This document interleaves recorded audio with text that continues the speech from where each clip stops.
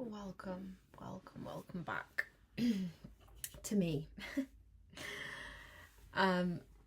I realized that I've been spending so much time thinking about who I want to present as on the media and almost like trying to protect this image of myself so that I have like this overarching approval.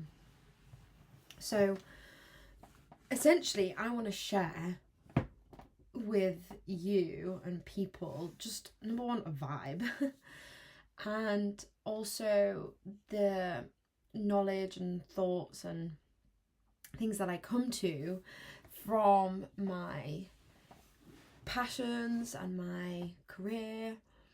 I'm both a personal trainer and I specialize in calisthenics and more mobility, and like the mind-body connection and how moving your body can be so impactful and moving for the mind and the soul, especially if it's done in a way that you actually really enjoy.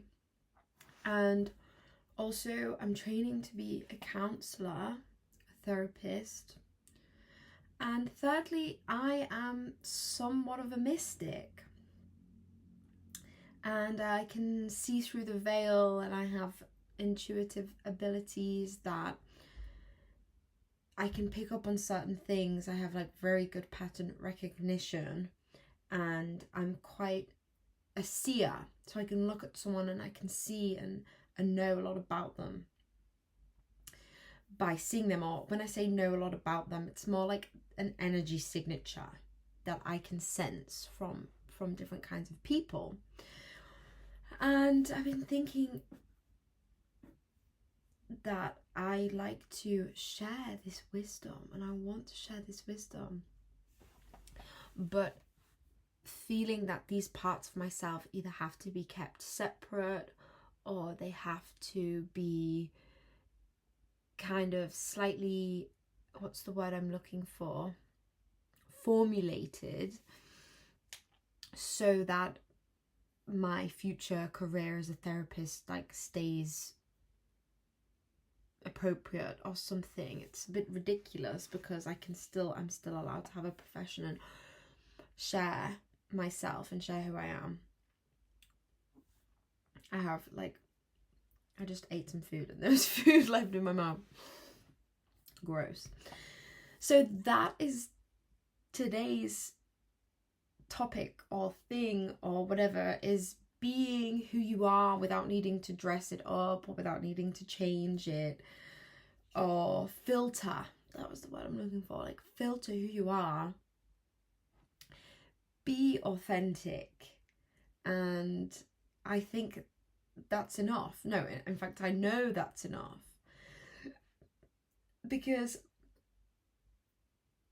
a little lesson that I learned in the past couple of months when I was dealing with finding work as a fitness instructor and also not subscribing to, I'm just reflecting back because I had a video on here which I think I've deleted now, which is I want to quit my 9 to 5 and follow my intuition. And then I was really embarrassed and ashamed, so I got rid of this video. But it's funny because I was onto something, and if it's archived, I'm going to unarchive it. I hope it's still around, because I did that and I listened to myself inside. I was working at the time at a commercial gym at Nuffield Health, but it was 8-hour shifts, and I'm the type of person, I can work all day but not in one place. I have to move around and feel like I'm busy moving around. If I'm stay in one place for more than a couple of hours, I begin to feel really strange. It's so odd. Like, I feel I think some of it is a PTSD kind of response. Thumbs up. And it's kind of like I need to move on. I need to be going to the next place, out and about. So I was really feeling this and listening to myself, and I quit that job, and kind of was just had some personal clients along the way that was like paying my bills, but I was in a pretty rough spot. And I knew inside that until I'm qualified to be a therapist and to help people one-on-one, I wanted to be able to enjoy a mindful and holistic workplace and be able to still also be self-employed and work freelance. And I waited and I tried and I applied for lots of jobs. I applied for every kind of job. So many. And I also, excuse me, also the universe like kept booting me out of certain places.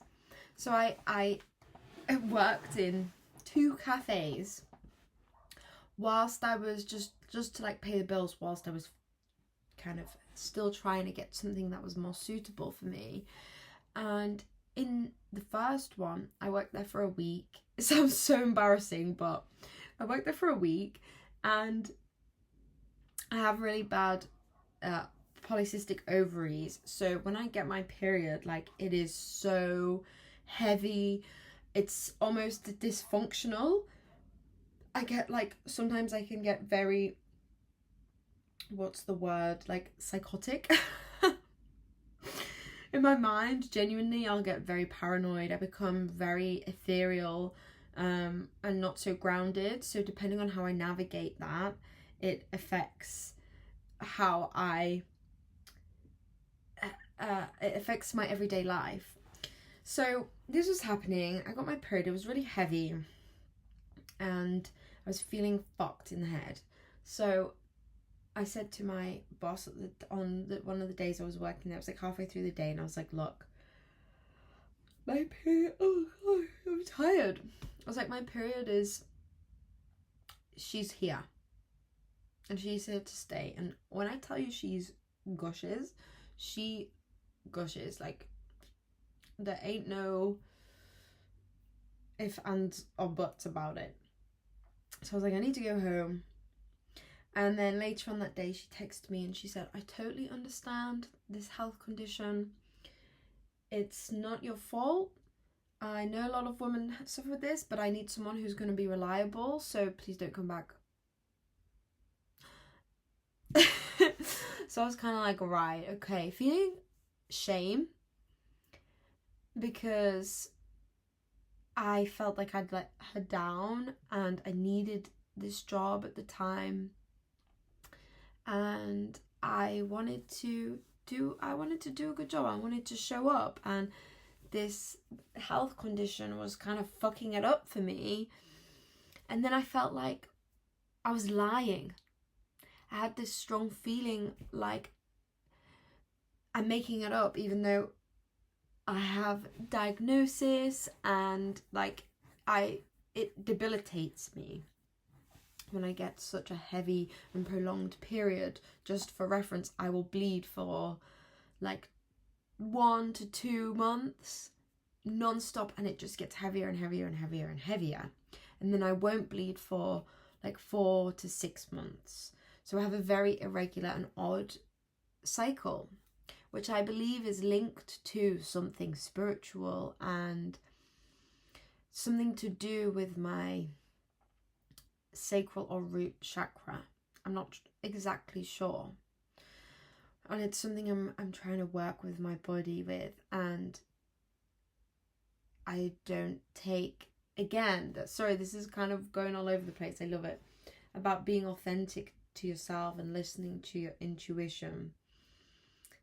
Whenever I go and get medical help for this, they often say, you know, take the coil, take the pill, but it doesn't work with me. It makes me feel mental, and I don't want to put the coil inside. I don't want to put something inside of my womb that could tear my womb, but also wreak havoc on my body. I don't want it. So I kind of have to deal with this issue, this polycystic ovaries, in my own way, which is fine. It works, and I'm self-employed, so it kind of works. It's okay. So where was I going with this? Authenticity. And yeah, the universe was booting me out of places that even in my heart I could feel I didn't want to be there. I was like, I don't want to do this. I don't want to stand in a cafe for 8 hours and like, no. And I've done it before, and some people are amazing at hospitality, and that's not to shame the job or say anything bad like that, but more, I think, speaking to the larger structure of society that makes people kind of this 8-hour shift, like you lock in for work for 8 hours. And I think it's, I think it's baffling. I think it's so kind of fucked up that we don't have more flexibility with these things. Anyway, so then I got another job in another cafe, at the sister cafe to this place, and I got hours, and then one day the guy texted me and he said, can you come in tomorrow at 11? And I was like, yep, no problem. Then he texted me later and said, oh, sorry, can you come in at 12? And I saw this. I think it's bedtime soon. Jesus Christ. And I saw this text and I was like, okay, cool. To be honest, I thought I replied and I didn't. So I thought, I was like, yeah, cool, come in at 12. And then he texted again after saying, actually, no, please come in at 11. I hadn't seen that until the next morning. And I was like, oh no. I was like hanging with my friend or something. And I was like, I can't be there for 11, but I can be there for 12. And then he said, no, I found someone else. And then never heard from him again. So those things were real kicks in the teeth, but it was because I knew that wasn't the road to go down. There's so much resistance in trying to get a job in this way, just kind of like a job, you know, hospitality job.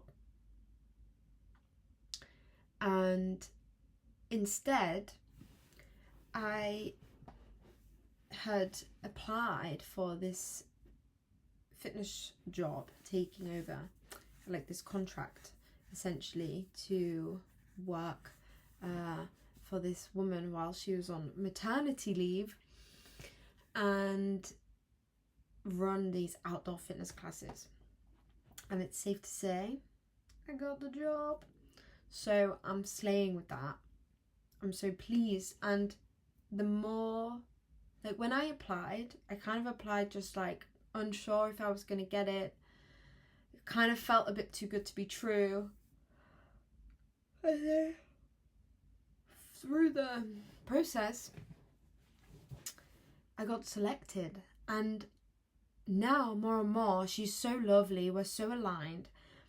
This job is so aligned to me because I'm working about like 11 hours a week. There's more than that because I have to program and plan all the classes, and there are more hours, but the classes themselves, and I'm studying at the same time, and the pay is good. So it's so aligned for me because I have the time to study, to do my own thing, not feel like I'm being controlled by work, but also doing enough and having fun and having an income. Because, you know, trust me, your girl was down bad. She was down bad. Still am recovering from a bit of debt. And yeah, so what's this concluding to? Follow your gut instinct, and people will push against you. More people will push against you than won't when it's time to listen to yourself. Even you will doubt yourself. Even you will, oh my god. Right, fucking hell, it's probably getting really annoying now. Even you will have voices in your head, and people say, no, hold on to this job. And obviously don't be yourself in a silly situation, or do, like, whatever, like I did. And I came out the other side, and now I'm literally thriving and happy. And I think I was trying to follow happiness, but not like dopamine hit or instant gratification, but general overall waking up in the morning and being like, I want to get up. Thumbs up agrees. I want to get up, and I'm excited for my day. I'm excited for what I need to do to make money. I know I can train. I like to move my body for like 2 hours a day. Mobility and strength. And I like to take my time. I go to the climbing gym, bit of this, bit of that. And it just is a priority for me. And I know that I can do that. I have time to do the things I need to do.